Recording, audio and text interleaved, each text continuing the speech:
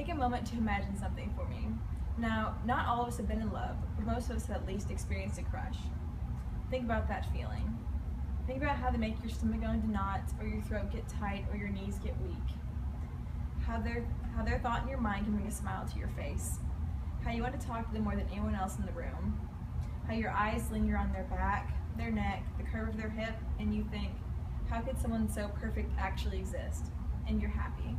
And now I want you to know that you're disgusting for having those feelings towards that person.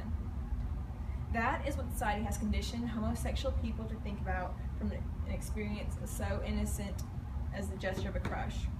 It's not always been like this. There have been many cases in recorded history that show same-sex unions existed without condemnation. In ancient Greece, same-sex unions can be depicted often in artworks or even their writings. The ancient Greeks saw that men being mutually attracted to one another was a sign of masculinity. They also saw it as a teacher and pupil relationship that would further educate them throughout their lifetime and help them grow in experiences. The unions of same-sex relationships were also a good judge of character and often seen as beautiful.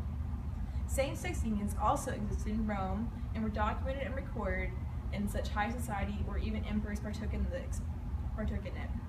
However, with the rise of Christianity by the 4th century, the first laws against sodomy began to emerge. Even then, same-sex relationships existed, and the church is actually very tolerant of them. Until the peak of the church's dominance in the Middle Ages, the church had celebratory ceremonies that celebrated compassionate brotherhood.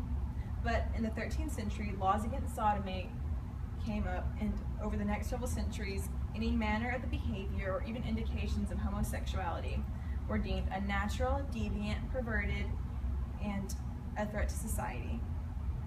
And even as society evolved, things didn't get much better. Before, people were being executed and imprisoned, but now the behavior is still seen by many as something that should be suppressed and ignored, unless you want to face the threat of discrimination or ultimately destroying relationships with your friends and family. How awful is it to know that your own family, the family that clothed you, fed you, and loved you, would abandon you for something that seemed so minor, that your best friend from childhood could spit in your face and leave you to rot just because they thought what you were doing was unnatural? And I'll leave you the question, why are we still putting people through this?